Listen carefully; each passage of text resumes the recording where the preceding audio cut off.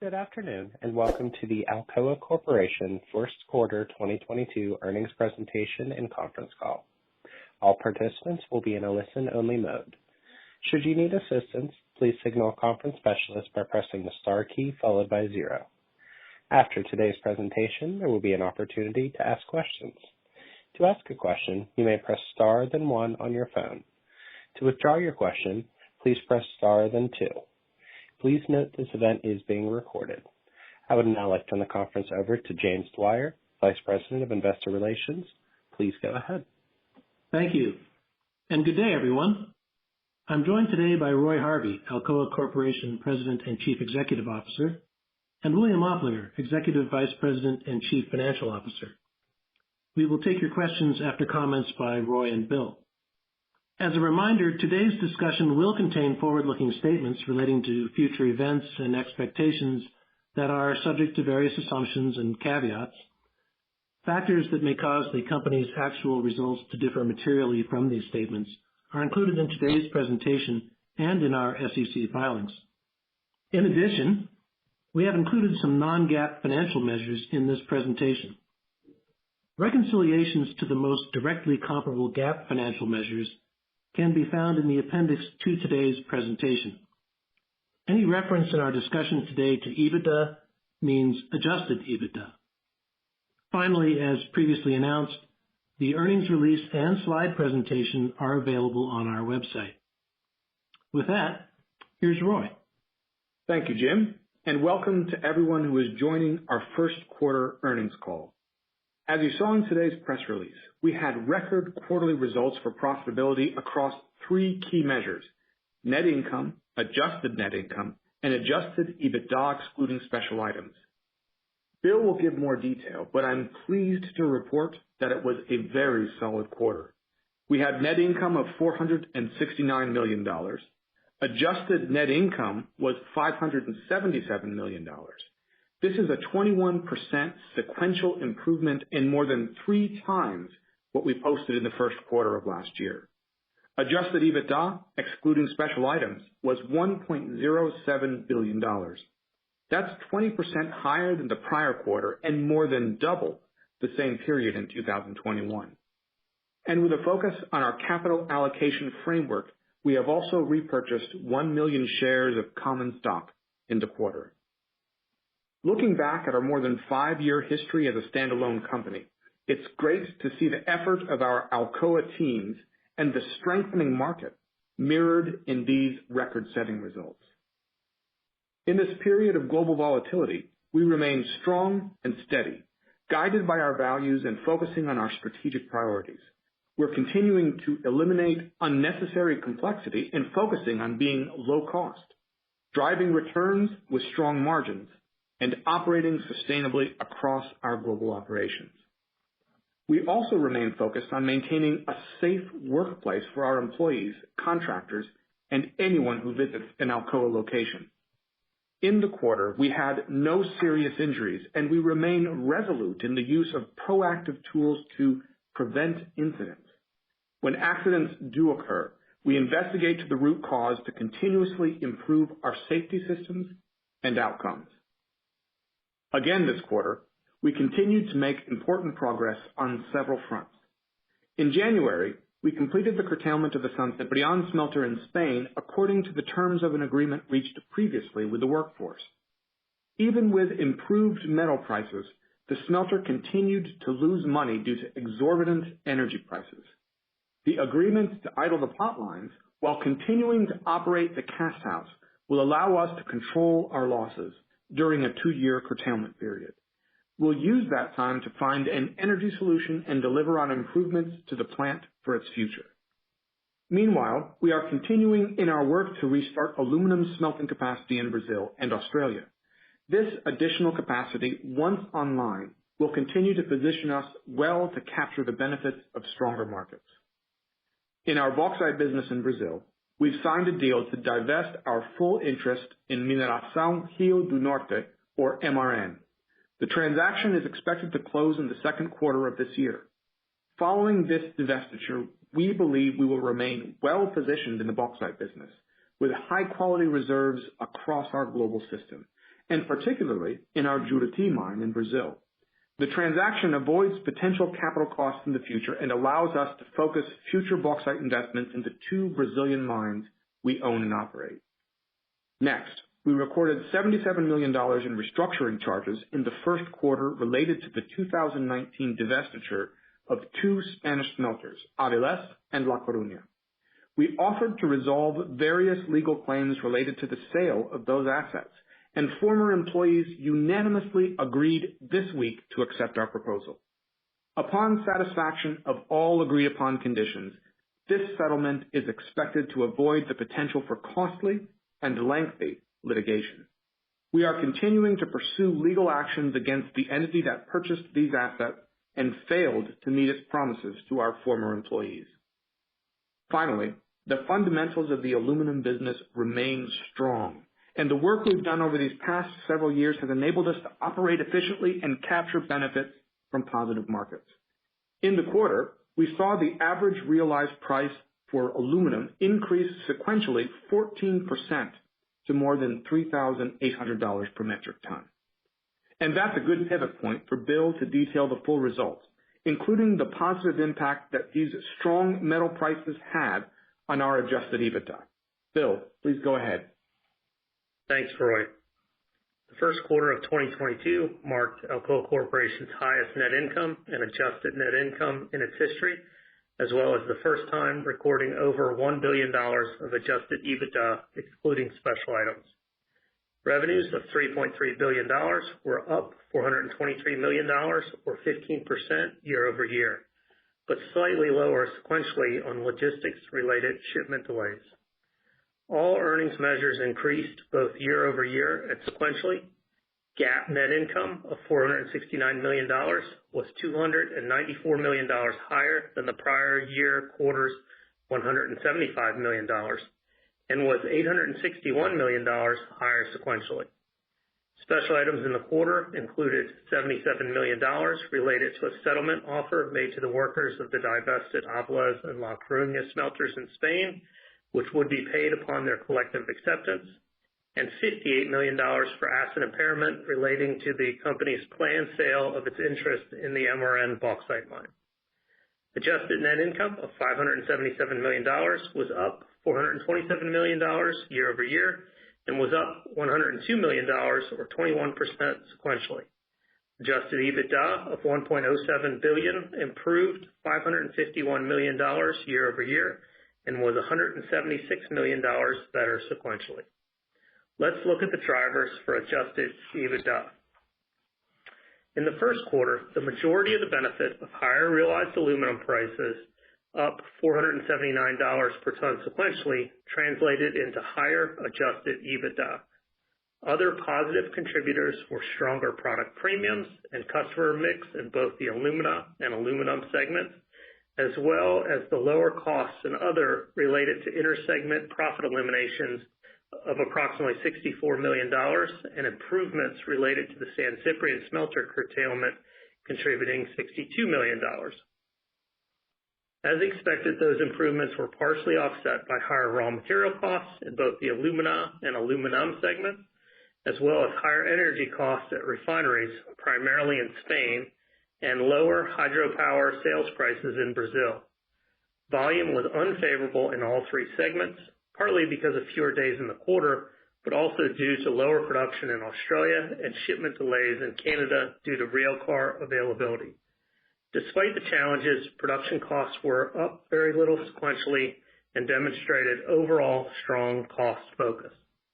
For more perspective on our strong margins, let's look at the relationship of realized sales prices compared to cash costs in the alumina and aluminum segments. These charts show a simplified view of our cash cost structures for the alumina and aluminum segments over the last year compared to third-party realized prices. The focus is on raw materials and energy costs, the areas where we received the most questions from our investors. Looking at alumina over time, you see that both energy and raw material costs have increased somewhat, while the remainder of the costs, including bauxites, have been mostly flat.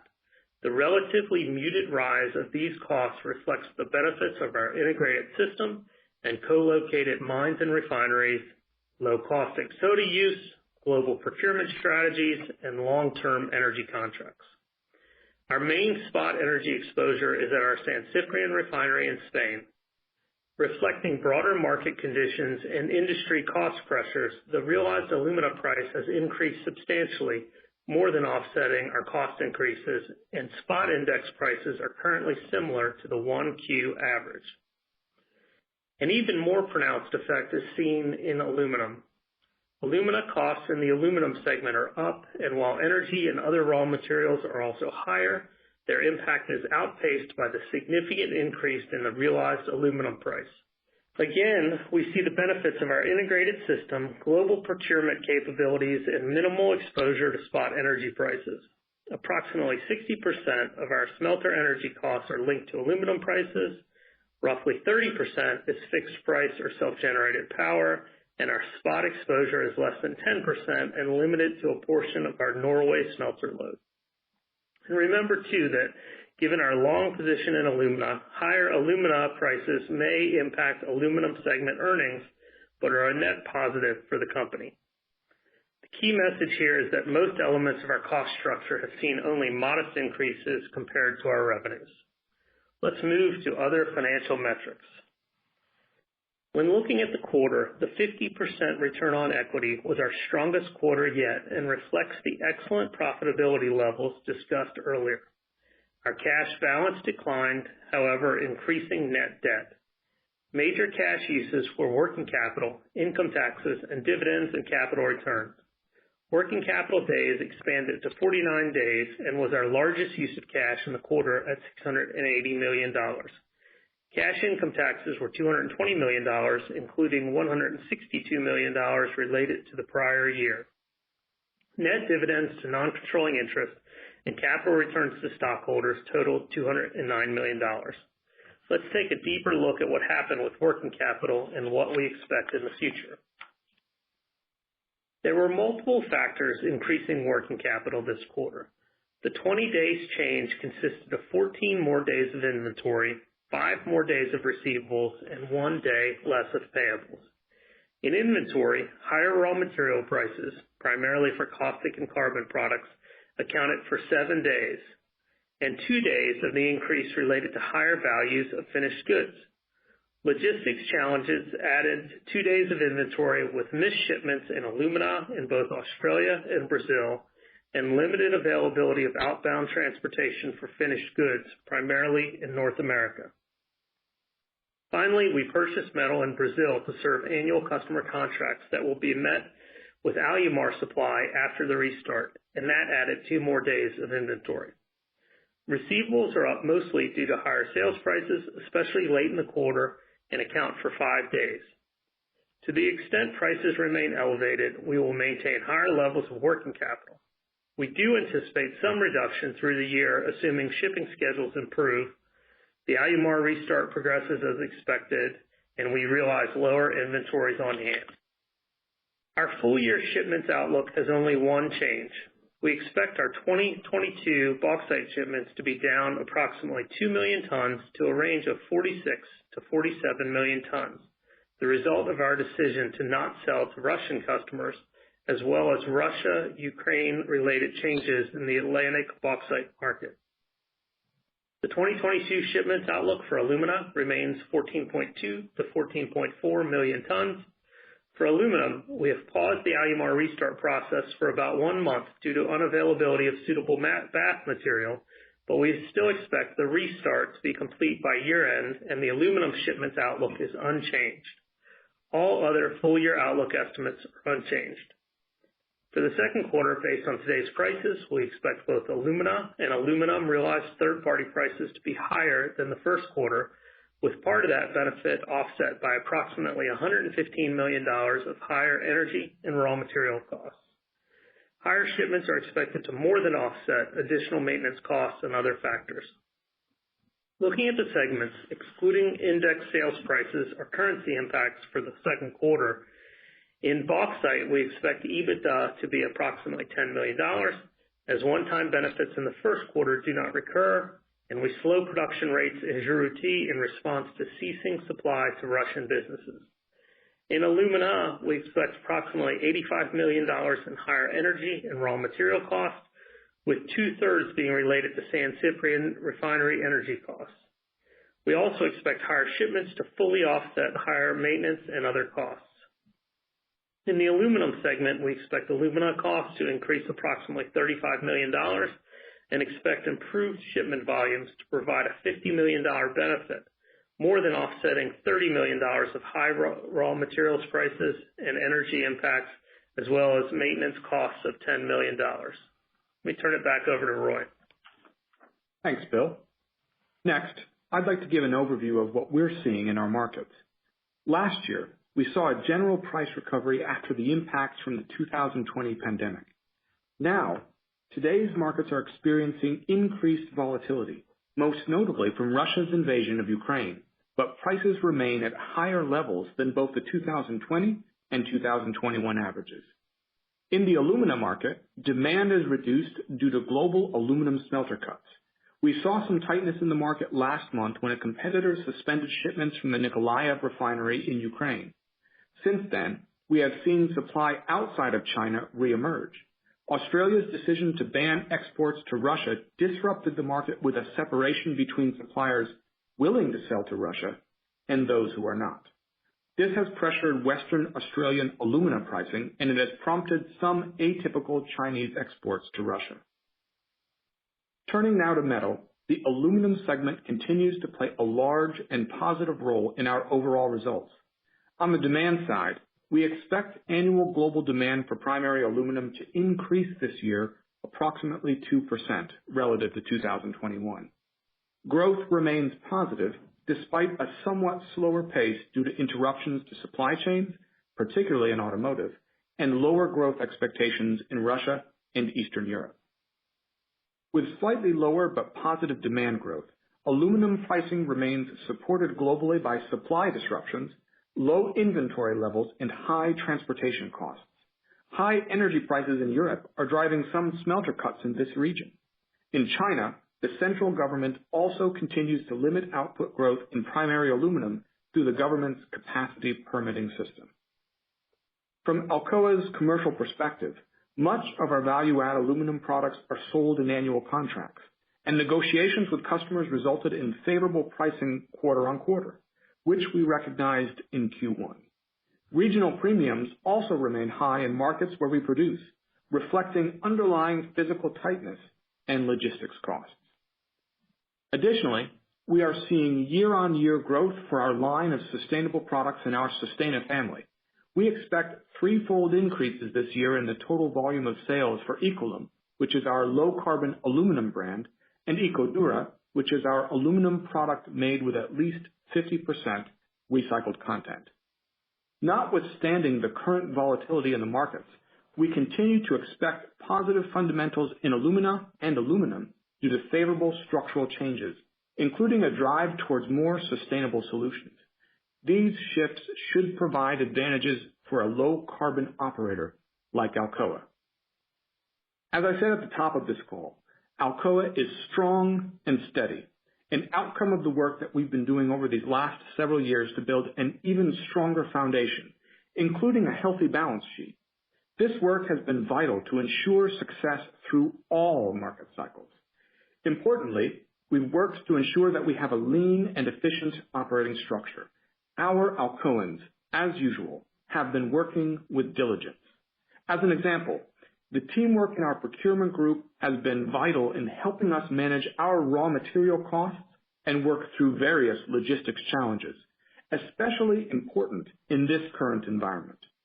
In our operations, we're also working to use our raw materials very efficiently. Our global refineries, as an example, are well positioned in this context. They use, on average, less caustic soda than most of our competitors. This is important as caustic soda is a key ingredient in the refining process.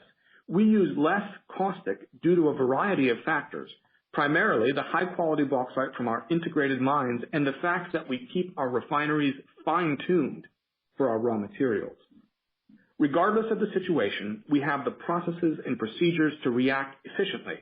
And when something new arises, we quickly adjust while maintaining overall stability. A good example of this is when we decided last month to cease buying raw materials from or selling products to Russian businesses. While we do not have operations in Russia, a multidisciplinary team helped us act decisively, and we worked to mitigate the financial impact. As I explained to our employees in a letter following our decision on Russian businesses, we acted in alignment with our values, and we continue to hope for an end to this crisis. Now, let me discuss some of the items on the right-hand side of this slide. As we continue to manage through what has been turbulent times, first from a pandemic and now the unease from the situation in Ukraine, it's important to emphasize that we remain well positioned for the future. We closed 2021 in our best financial shape ever, and we remain lean and cost-focused. We have low debt, well-funded pension obligations, and a cash balance that stood at $1.6 billion at the end of the first quarter. We have top-tier assets that are strategically located to supply the world with the materials it needs now, including developing breakthrough technologies for tomorrow. We are building an operating portfolio that is cost-efficient, restarting capacity where it makes economic sense to do so, such as Alumar, and some modest capacity at Portland Aluminum in Australia. We have a clear vision to reinvent the aluminum industry for a sustainable future, supported by a technology roadmap that has the potential to decarbonize production processes, differentiate Alcoa, and create value for our stockholders. Our work on the ELYSIS joint venture continues to progress. Last month, we were excited to see Apple announce that they'll use metal that is being produced at R&D scale for the iPhone SE. It's very exciting to see a technology that we first developed at the Alcoa Technical Center outside of Pittsburgh come to fruition via the ELYSIS technology. This is truly revolutionary, producing metal without any direct greenhouse gases and instead producing oxygen as a byproduct. Once ELYSIS technology licenses are available from 2024, the first full-scale commercial application of this breakthrough process could be running within 2 years. In addition to reinventing aluminum smelting, we're also working to unlock a new recycling technology that will use low-value scrap, removing impurities through a proprietary process that will produce high-purity aluminum. The output from this process will surpass the quality of what's produced at a conventional smelter. In refining, we were proud to announce last week that both the national and regional governments in Australia have agreed to provide funding for development of electric calcination, a process that would use renewable power to fuel the last stage of alumina refining. When combined with another technology known as mechanical vapor recompression, which also has funding in Australia, there is the potential to decarbonize alumina refining. These two technologies are built into what we're calling our Refinery of the Future initiative, which has the goal to lower the cost of constructing a refinery, eliminate fossil fuels, reduce freshwater usage, and minimize and eventually eliminate deposits of new bauxite residue. Finally, summing it all up, I want to leave you with a few key points from the results we issued today. First, despite volatile markets, we delivered. We continue to execute on our strategies to deliver solid results, including providing a 50% return on equity in the quarter. Second, our strategies are working. We've strengthened our company and our operating portfolio, including restarting capacity when it makes economic sense and, when necessary, executing on curtailments or divestitures according to our portfolio review process. Third, we are rewarding our investors. In the first quarter, we paid our second consecutive cash dividend. Also, we executed another tranche of our share repurchase authorization in accordance with our capital allocation framework. These actions, again, reflect our strength and our positive view of the future. And finally, we are excited about our future. Looking back through our history, it is clear that we have delivered on our purpose to turn raw potential into real progress. And as we look toward the future, we will continue to drive value and to redefine what aluminum consumers should expect when it comes to sustainable production and products across the aluminum value chain. Now, Bill and I are ready for your questions. Operator, please go ahead. We will now begin the question and answer session. To ask a question, you may press star then one on your phone. If you are using a speakerphone, please pick up your handset before pressing the keys. To withdraw your question, please press star then two. When called upon, please limit yourself to 2 questions.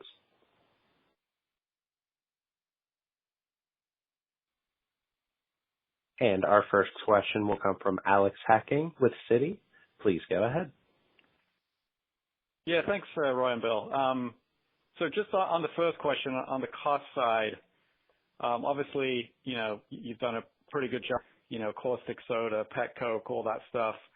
As prices increase, it tends to be on, several quarters lag. So, should we be expecting, cost pressure to be building up through the year, or you're comfortable with the position? Thanks. Hi, Alex. It's Bill. I'll take that one. So we've guided in the second quarter to some higher raw materials and energy costs. The raw materials are about $45 million higher in the second quarter.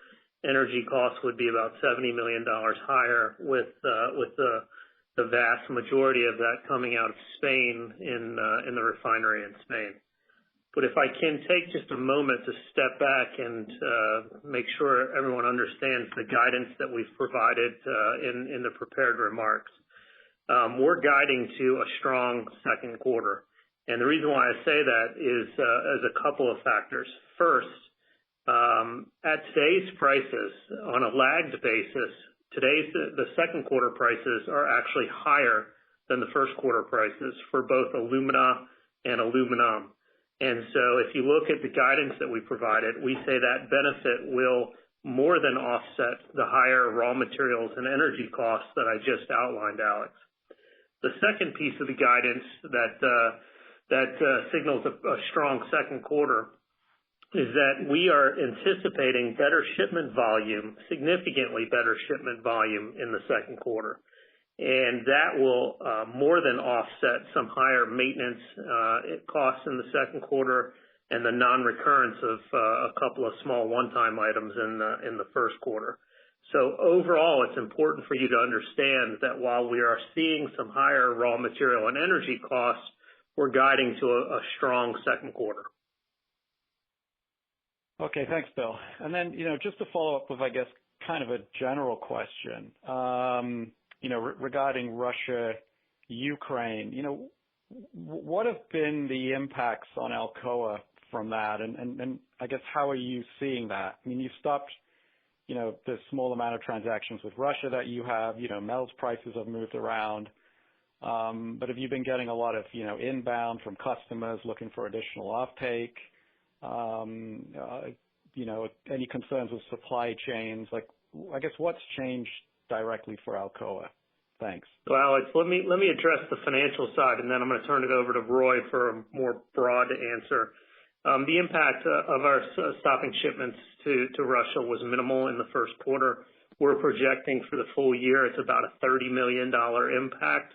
And a piece of that is obviously built into the guide that I just gave you for the second quarter.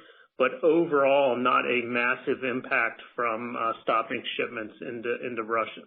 Roy, do you want to address from a broader perspective? Yeah, and I think the situation in Ukraine sort of exacerbates what was already a complicated supply chain. And so I think from an Alcoa perspective, the fact is that we have a team that's dedicated to working on supply chains, to working on procuring materials across the world, and to really leveraging our ability to buy, whether it's caustic or coke, or all these different materials in different parts of the world so that we can have the best cost structure that we possibly can. So prior to the war in Ukraine, I think we were seeing that it already took a lot of creativity to make sure we were getting what we needed when we needed it. I think what we're seeing now is that it's becoming even more complex. Now, that complexity doesn't mean that we can't find the materials that we need, and I would argue that we have a very talented team that is getting very good at managing these issues. And so when we made our decision to neither buy from or sell to Russia, It took some effort to make sure that that the few materials that we do buy from Russia, we were able to replace, which we did really without any kind of issue. But it also created the drag on financials that Bill talked about, particularly because of bauxite sales that we were making into Russia. And so those things, I think on the cost side, we're doing a very good job of making sure that it doesn't impact us. On the supply chain, just because of the uncertainty and the volatility, we continue to need to manage this. And again, I think it's par for the course given some of the continued COVID disruptions we're seeing inside of China, as well as some of the other macroeconomic issues that we're seeing, that we need to keep our team ready to go and ready to react as we see different things playing out. However, I think our job is to make sure that we have the materials that we need and to drive a very stable set of operations, keep our people focused on safety, keep our people focused on operations and maintenance, et cetera. And I think our logistics team, our procurement team really has been able to keep us focused on the right things. Thanks, and good luck navigating everything. Yeah, thanks, Alex. Our next question will come from David Gagliano with BMO Capital Markets. Please go ahead. Hi, thanks for taking my questions. My first question, I want to ask about the pace of the buybacks. So you repurchased 1 million shares. I think that's about 0.5% of the total shares outstanding in the first quarter. Obviously, you've got a large cash balance, still plenty of free cash flow generation potential once those working capital headwinds go away. So should we expect the pace of these buybacks to accelerate in the coming quarters? That's my first question. Thanks for the question, Dave. To be clear, as we said, we bought back approximately $75 million worth of stock. That was 1.04 million shares at an average price of around $72 a share. We also paid the dividend in the quarter. Given the working capital increase that we saw in the quarter and the fact that cash balance did decline a little bit in the first quarter, we think that $75 million was the right level of buybacks in the first quarter. And as you know, Dave, future capital returns are expected to be based on a variety of factors, including the expected current and future markets. So more to come in the future as we progress during the course of the year. Okay, and just to clarify, so I understood that they're a huge working capital draw, and the point I think you were making in those prepared remarks, or those remarks you just said, or is it that large working capital draw, did that impact the magnitude of the buybacks, or in your view, the magnitude of the buybacks in the first quarter? Yes. So we were being conservative on the buybacks in the first quarter as we saw the working capital build during the first quarter. And just to be clear, the working capital build was not a surprise to us, right? We typically see a working capital build in the first quarter. In this particular case, it was accentuated by the fact that pricing is as high as it was. So as we built working capital in the first quarter, we were tempering the returns to shareholders in the first quarter. Okay. All right. Understood. And then just my second question on the bauxite business. I feel like I asked this one once or twice before. The guide for 2Q is $10 million, $38 million was the EBITDA in the first quarter. Obviously, the press release called out, a one-timer and also the elimination of sales to Russia, for the expected decline. Is that $10 million now the right new, kind of run rate for quarterly bauxite EBITDA moving forward? Yeah, we don't provide a kind of a run rate for the segment earnings. Let me tell you what's going on there in the first quarter, and then what's expected to go on in the second quarter. In the first quarter, we have a true up for some of the royalties of bauxite that we sell to a third party, and so that was a little bit higher than it normally is, and that occurred in the first quarter. And that's when I refer to a one-time item, that was the real one-time item in the first quarter, and I believe that was around $7 million in the bauxite business. Secondly, we're projecting that the MRN sale closes in the second quarter, so we won't have the MRN earnings pickup. And then thirdly, with the decision to not sell to Russia, we're seeing the decline in the bauxite business because of the lack of sales there, and really because of the long market of bauxite in the Atlantic region. And so that is negatively impacting the earnings out of Brazil. All right, that's helpful. Thanks. Thanks, Dave. Thank you, Dave. Our next question will come from Michael Dudas with Vertical Research. Please go ahead. Good evening, Jim, Bill, Roy. Hey, Michael. Mike. So look a little bit forward and on this question on Russia.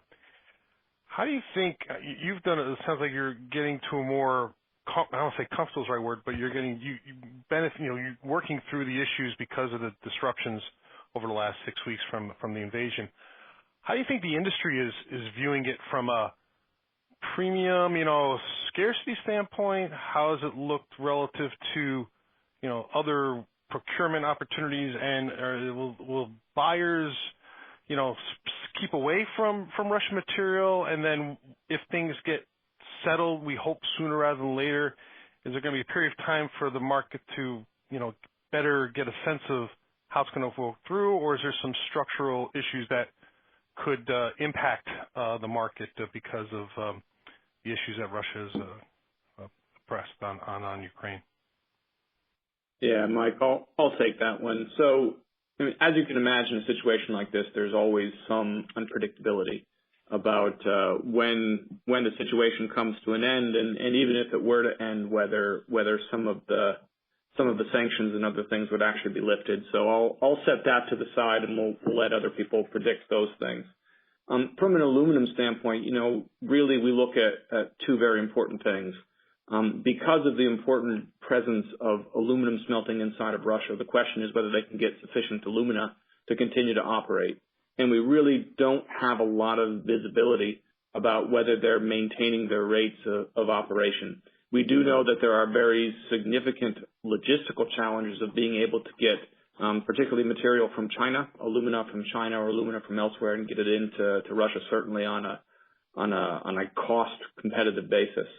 The other side is whether the metal that they then produce inside of Russia is able to actually leave Russia, and who would buy it. To answer you one very specific question, I think most players in the market are shying away from purchasing any Russian material, even Russian material that had been produced before and might be stored in LME warehouses, etc. And so I think there is a very real expectation in this market that material is not going to come into the Western world markets.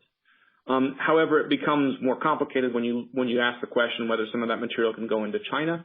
How efficient and smart and innovative China can be about getting additional alumina tons up into Russia, which I would never question the ingenuity of the Chinese to be able to find solutions for some of those problems.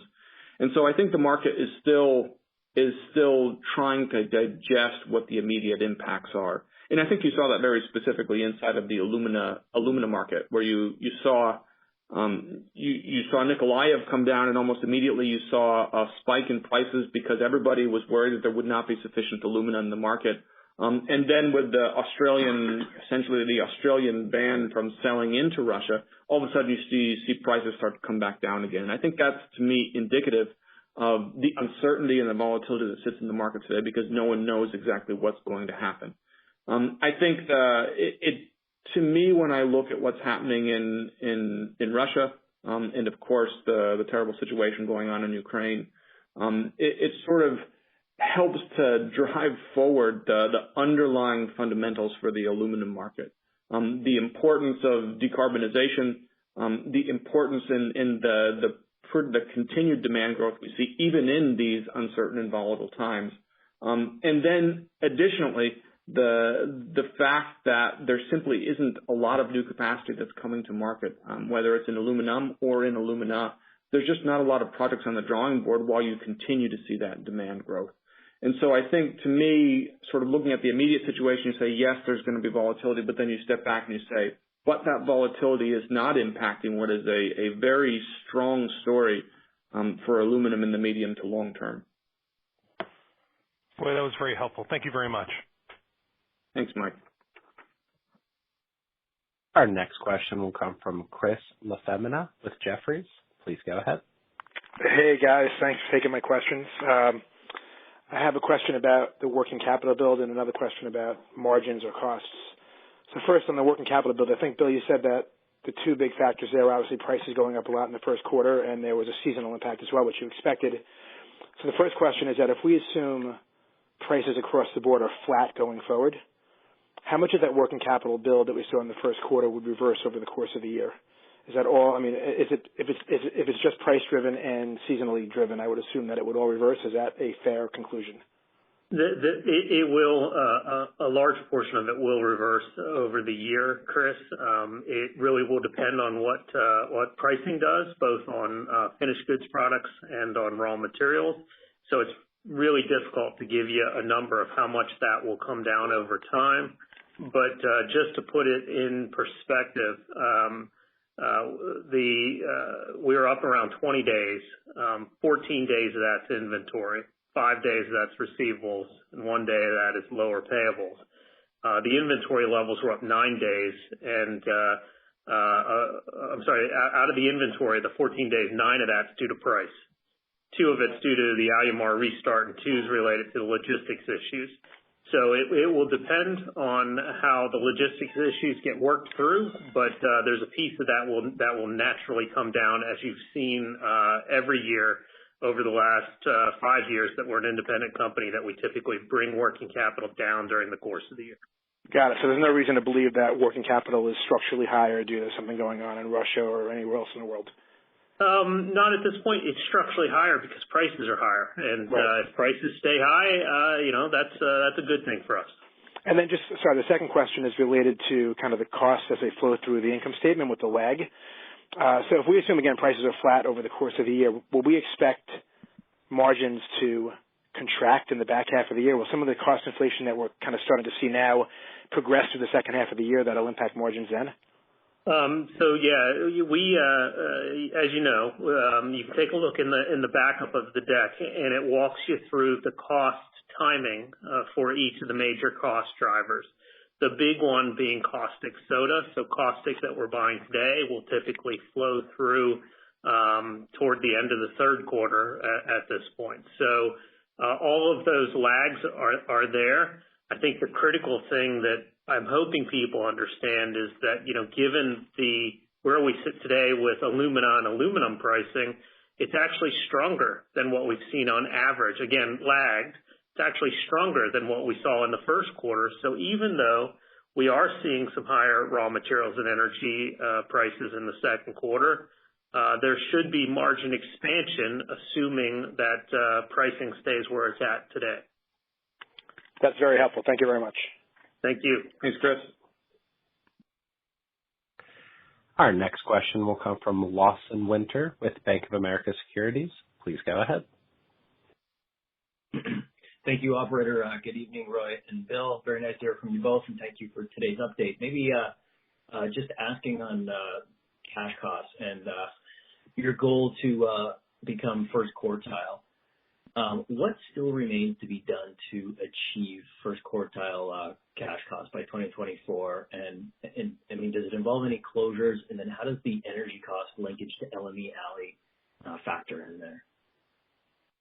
Yeah, so let me start on that one, and Bill might want to chime in as well. I think what we're working on are a number of different things as always. There's always the ongoing improvements in creep projects, which is sort of the bread and butter of making sure that our plants are competitive, stay competitive, and can be even more competitive in the future. And we tend to be pretty good at creeping those assets. And so there are sort of what we call return-seeking capital projects that we do put in place in order to lower our total capital or our total operating costs. So I think that's easy to understand. We also have our ongoing operations review, and that becomes a site-by-site focus on how can we get step change improvements of those facilities that are on the upper part of the cost curve. And so a good example of that is the San Ciprián smelter that was just recently curtailed, had an unsustainable spot-based power price. When we bring that back on again, our expectation is that we can get a set of power contracts that's able to really significantly slide that down the cost curve, and that then helps to bring the overall energy costs down. Portland aluminum is another great example of a place where we're bringing on some additional costs doing some creep. That's an energy contract that we're going to need to examine as we get towards the end of that period that we have left. And they can look for both renewable energy, but also at the same time more affordable energy. And so those are just meant to illustrate the types of things that we're trying to do in order to drive down to the first quartile. And it's a mix of sort of blocking and tackling, and then to these pivot points where you can actually change the underlying structure of energy costs, et cetera. When it comes to the linkage to LME that's embedded in some of those contracts, in the end, that is actually a pretty good problem to have. It might increase our costs, but it means that we're getting a significantly improved margin because the aluminum price that we're getting means that we're going to have better margins. So I become a little bit less worried about getting to Q1 if the problem is that LME is so high that my LME linked contracts are also high. But in the end, I think there's a lot of plants in the world sitting on that cost curve that are in similar type of situation where they have linkages over to LME as well. So all that to say, it gets a little bit complicated, but we're driving for margin, and we're driving to have a very low cost portfolio that has the highest margins that we possibly can. The only thing I would add to that, Roy, is about 60% of our energy has an LME linkage to it. And just to be clear, as the LME goes up, that doesn't mean we pass all of that benefit on to the power suppliers. We only pass a portion of that benefit on to the power suppliers. So as Roy said, while it may make that first quartile challenge a little bit more difficult, that will be a great problem to have if that were to come true. Okay, understood. That's excellent perspective. And then maybe could you provide a little bit more of an update on ELYSIS just at this point? How is performance versus your expectations and sort of next milestones over the next year and 9 months? Yeah, absolutely, Lawson. So, we're careful to continue to talk about the fact that this is in active research and development, probably more development now than research. And so it's a project that we continue to work on. That said, I think you should read into the fact that we continue to say that we're not going to do any brownfields or greenfields of conventional technology because we have a very clear and solid belief that ELYSIS will succeed, and that it will not only succeed, but it'll be the technology for the future. We're in the midst of scaling it up, and so right now we have our sort of that next size of industrial pot, which is at 450 kiloamperes, is under construction right now. And that's really that sort of next really big step that says, hey, not only does this technology work, but this technology works at a very attractive operating cost point and can work at the scale that we need in order to then start to engineer the large facility. So the set of programs ongoing are on track. They are moving in the direction that we want them to move in. We have a lot of focus on making them successful, but we also have a lot of faith in the technology, which is why we've made the statements that we already made before. Thanks very much. Thank you, Lawson. Our next question will come from Lucas Pipes with B. Riley Securities. Please go ahead. Thank you very much, and good afternoon, everyone. I wanted to touch on the demand side, and obviously prices are very strong. Are you seeing signs of demand destruction? If so, what end markets are you most concerned about? Thank you very much. Yeah, so let me get started on that one. And I would break it into a few different pieces, but then we could just make sure that I cover all of your concerns when we get to the end. Start off, we talked a little bit about supply chain disruptions. They existed prior to the war in Ukraine, but that war has exacerbated them. I think that's sort of made this chip shortage in automotive be a little bit more difficult. It's also creating some knock-on impacts that are happening around whether the economy continues to grow as it did. And we just saw the IMF bring down their expectations for economic growth just over the course of these last hours or this last day. And so I think that tends to start to erode a little bit some of the demand that we see because aluminum is so tied to the general economic cycle. And I would say that automotive is a place where we're really seeing some of those supply chain disruptions happen and where you have very, very clear ties in Europe and elsewhere around the world. You're also seeing an inflationary market.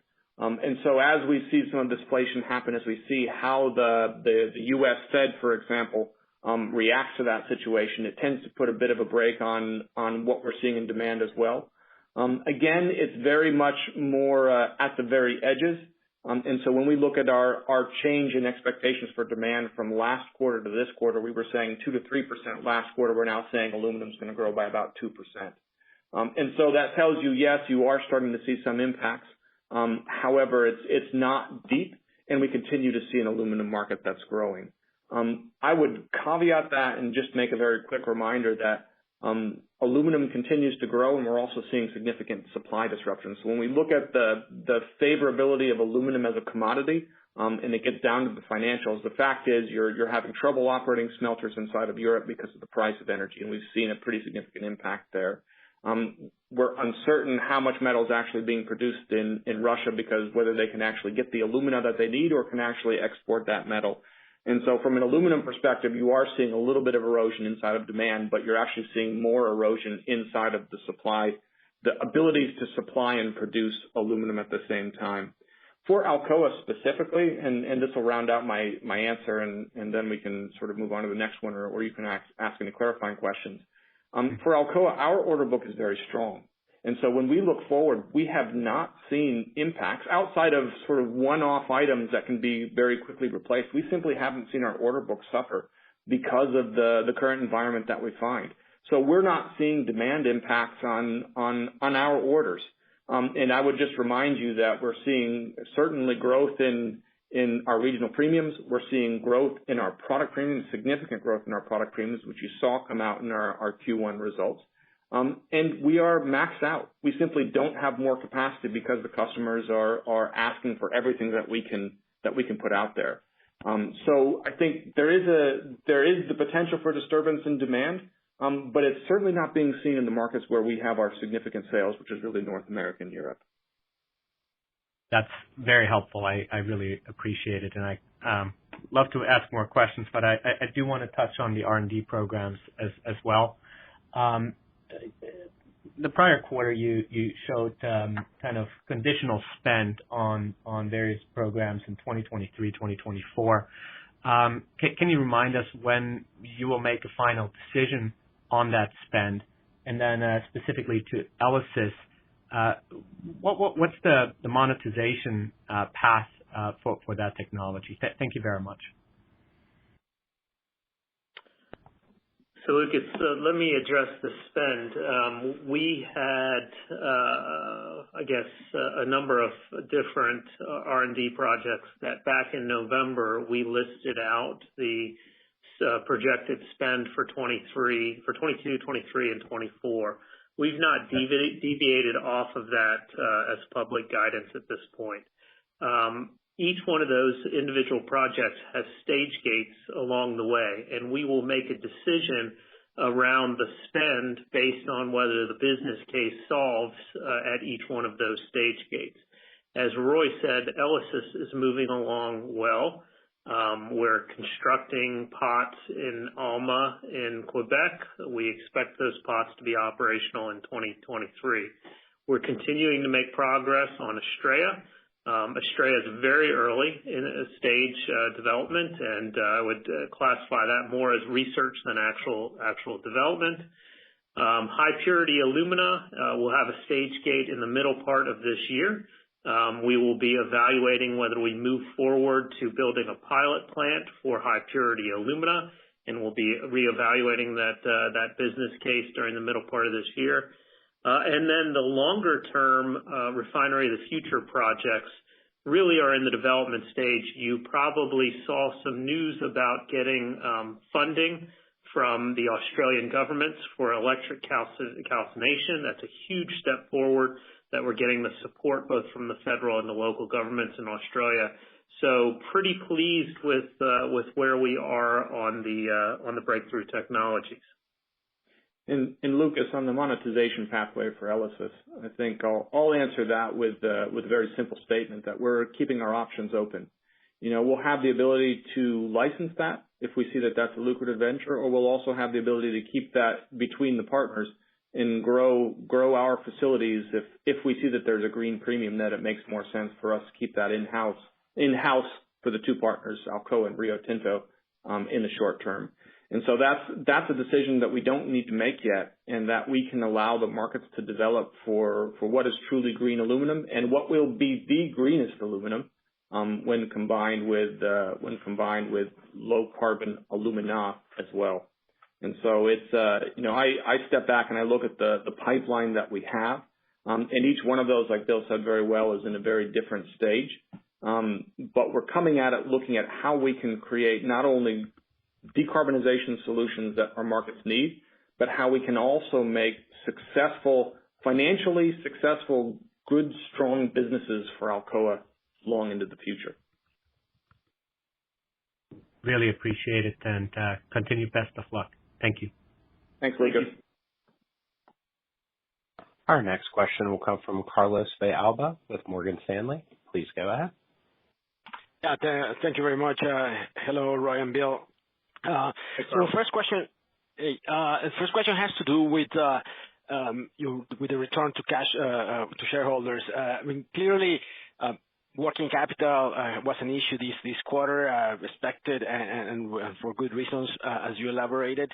But as we go forward and we see continued high prices, your cash from operations should improve.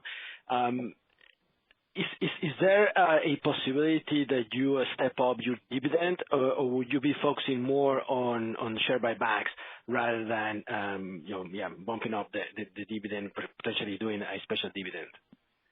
Carlos, just a reminder on the capital allocation framework, and I know you've probably heard this a few times, but it's probably good to remind everyone. We typically want to maintain about $1 billion of cash on the balance sheet. As you saw, we were able to maintain more than that this quarter. I would also say, we are trying to maintain a strong balance sheet. And while our balance sheet, our proportional net debt grew a little bit this quarter, I was pretty pleased with where the balance sheet sits today. That leaves three uses of cash for going forward in the future. The first, and these are not necessarily in rank order, but returns to shareholders, spending on repositioning the portfolio. You probably did notice that we accrued for $77 million of spending in Spain for the Avilés and La Coruña plants. And then the third is positioning for growth. As to your question about how we balance between buybacks and dividends, we'll look at both. We initiated the first dividend in the fourth quarter. We paid the second dividend in the first quarter. And as we get through the course of the year, we'll evaluate dividends versus buybacks. And you've probably heard me say before, it was a huge step forward for our company to launch a dividend. It says that we think that the balance sheet is in a position that's strong and that the portfolio is in a much better position to weather the downturn. So that's the forward view of capital allocation. All right. Thanks, Bill, for the details. And maybe Roy, how this might be too early, but maybe you can shed some light about how you are thinking about ELYSIS in terms of future investment. Are you thinking of potentially retrofitting most of your smelters if the technology works out, or just build a couple or a few or one big smelter with ELYSIS if that plays out as expected? Yeah, Carlos. Probably answer with all of the above, right? So when ELYSIS is very successful, and when we meet all of our commitments as far as operating cost reductions and productivity of the cell size, and then also can find a way to do it for less capital cost per ton than a similar size plant. So I'll make the assumption that all those things have worked out. There's a lot of work that has to go in them. We have a lot of confidence.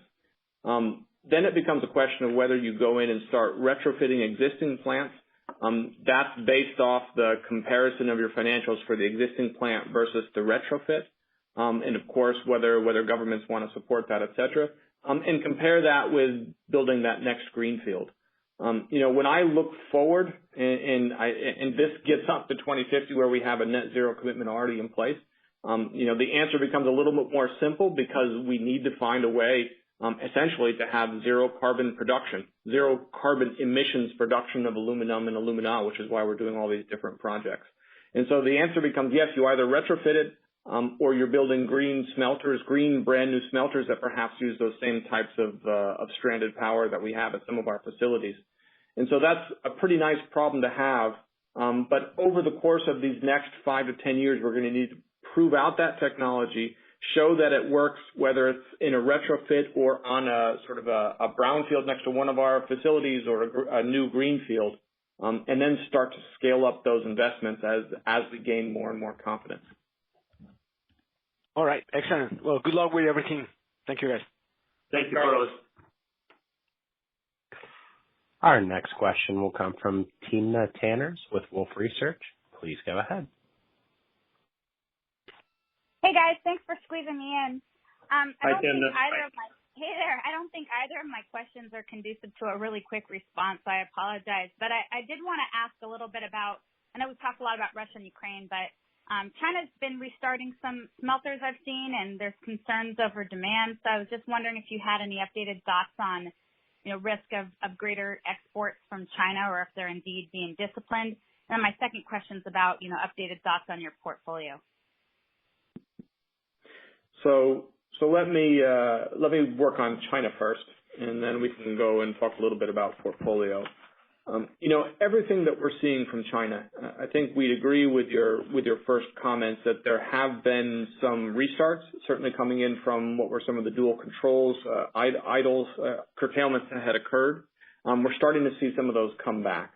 We're also starting to see that there's a little bit more friendliness to operations that use coal as an energy source here in the short term, because as you see some of those COVID issues, the supply chain issues, and the start of a slowdown, a bit slower growth in that economy, that they want to make sure that the economy is moving faster. And so you are seeing some growth happen here in the short term, and you are seeing some of those supply chain disruptions start to slow down a little bit, the aluminum demand specifically, but the Chinese economy in general. So in the short term, I think there is some pressures.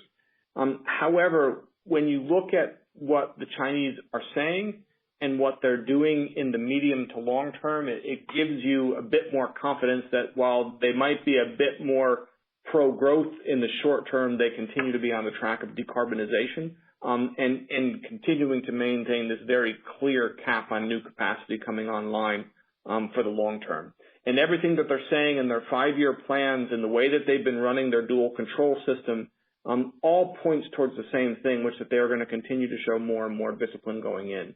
And so I don't think the increases that we've seen just lately on production have been surprising, because I think we knew at some point these facilities would come back online again. And the one real piece of evidence that I would submit is the fact that you continue to not see plants that don't have operating permits. They continue to be idle.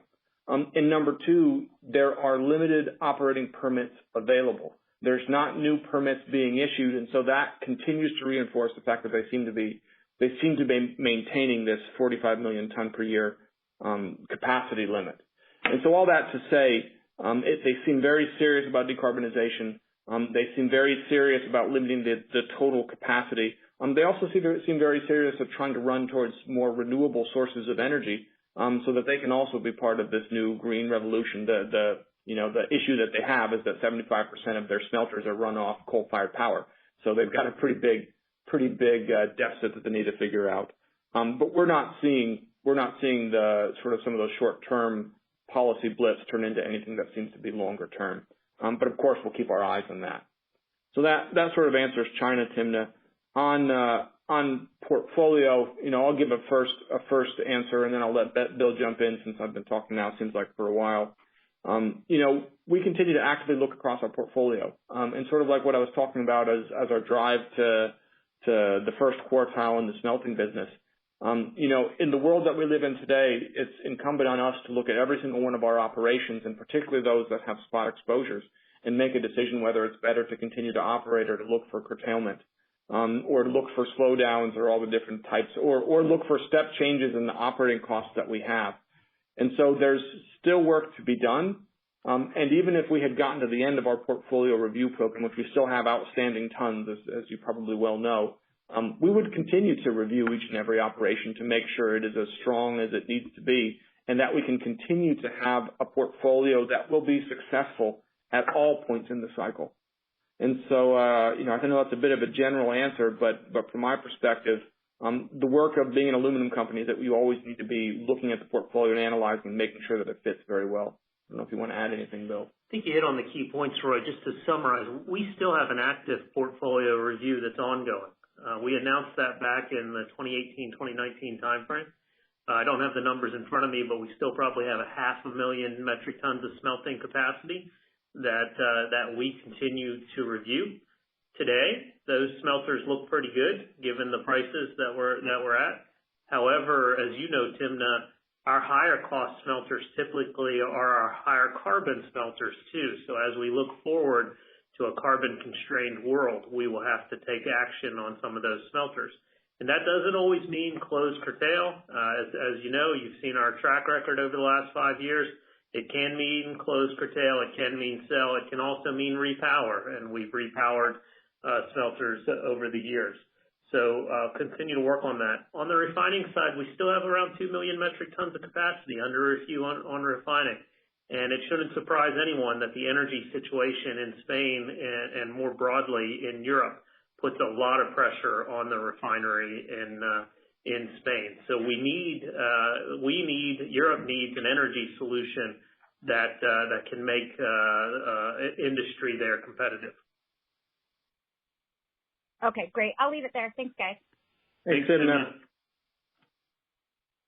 Our next question will come from Emily Chang with Goldman Sachs. Please go ahead.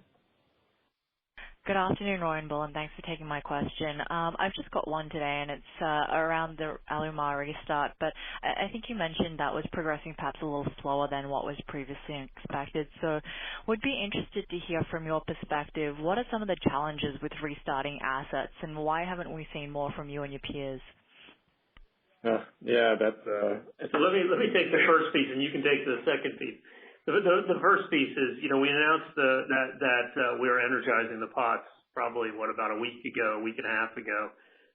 We've run into some technical issues there where the bath that we had purchased isn't up to snuff, and we're not able to restart as quickly as we want it to. The important thing to know there, Emily, is that we're still projecting that plant will be fully operational by the end of the year. So while we have about a month setback, we will catch that up during the course of the year. So we're confident that we'll be able to get it started. This is just a temporary pause on the restart. You want to address the broader issue? Yeah. One quick comment on Alumar before we move off it specifically. I know the team very well there because I worked directly with them when I was down in Brazil, and they're one of the most innovative and ingenious teams that we have. So I'm pretty sure that they're going to be catching up very, very quickly, and we'll be able to overcome these issues in no time, which is why we reaffirmed the fact that they'd be fully operational by the end of the year. More generally, Emily, I think it does illustrate the difficulty that it is to restart a facility. So step away from the very specific issues we're having at Alumar, which I think are representative of some of the supply chain issues that we're having, which is you can't get good material, and if you can get good material, you can't necessarily get it where you want it at the right times. But more generally, it takes a lot of time. We made the decision. We've been talking about the Alumar restart now for probably a couple years, looking for that energy contract and then making sure that we can staff the facility in a place where there's probably lots of good, knowledgeable operators that had worked at that facility before. But it's hard to get people to work. It's hard to find the people that you need, given how much the economy has been heating up lately. You have to secure the energy. You have to make sure that you have the workforce. You need the technical know-how of actually restoring and then restarting those pots.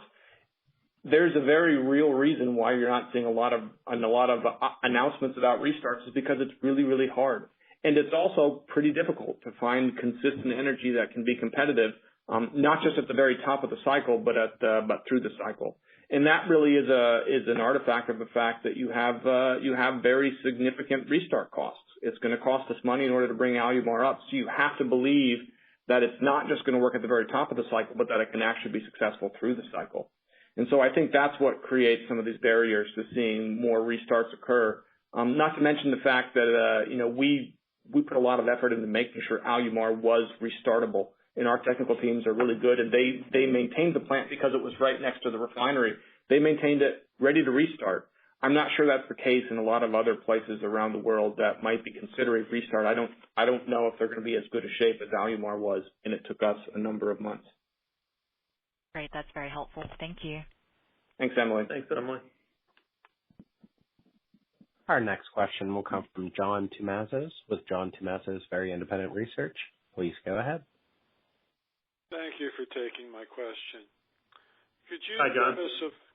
Could you give us a flavor of how many weeks or months of inventory of alumina you can store at your various smelters?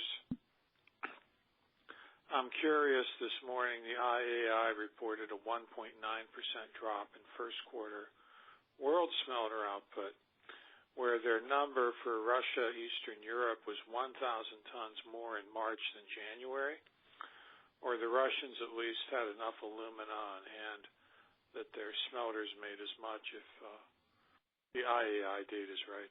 So I'm curious, what's industry custom for alumina on site? It blows away in the wind pretty easy and washes away in the rain, so I know we don't keep it outdoors. We definitely don't keep it outdoors, John. We typically have the capacity to keep around 2 months of inventory in each of our smelters, and you'll see that dip down based on ship schedules that can get lower than a month, but we typically have the capacity to keep a couple of months of inventory.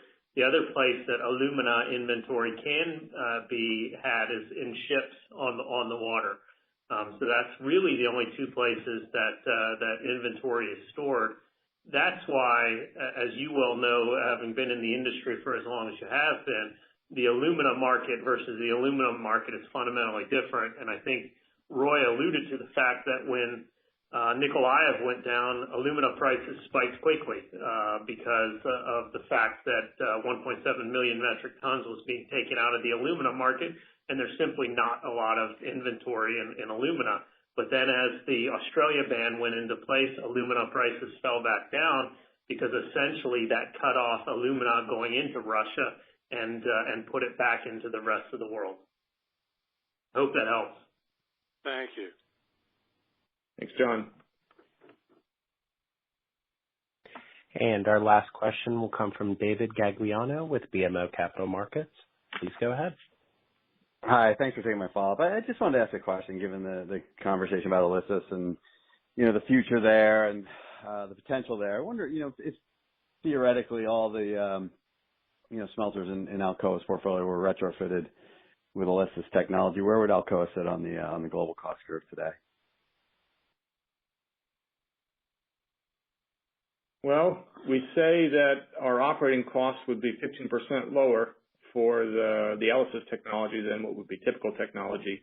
The fact is we run a portfolio of technologies, so it would likely be at least 15% savings that you'd be seeing. So I think that would have a tendency to push you down the curve. The other piece that I would mention is that because you're now producing aluminum that has no carbon content, and when that's matched over with renewable energy, you should also be able to avoid any kind of carbon pricing or carbon border adjustments that might be occurring. So that should also be another source of potential leverage from a cost standpoint. So I think if I'm answering your question correctly, I think the answer is it'd be pushing it down the curve because of the way that we've been developing the project, and the fact that you no longer need an anode plant on your facility because you'll be using these anodes that really don't get changed over very, very frequently. Okay, and that is apples to apples. That's a C1 cash cost type of 15% decline, right? Yes. Okay. Thank you. Thanks, Dave. This concludes our question and answer session. I would like to turn the conference back over to Roy Harvey for any closing remarks. Thanks, Matt. And thank you once again to everybody for joining our call today and for your questions and, of course, continued interest in Alcoa. We will continue to execute on our strategies as we progress throughout the year. Both Bill and I look forward to talking to everyone again in July for our second quarter results. In the meantime, please be safe, take care of yourselves and each other. Thank you. The conference is now concluded. Thank you for attending today's presentation. You may now disconnect.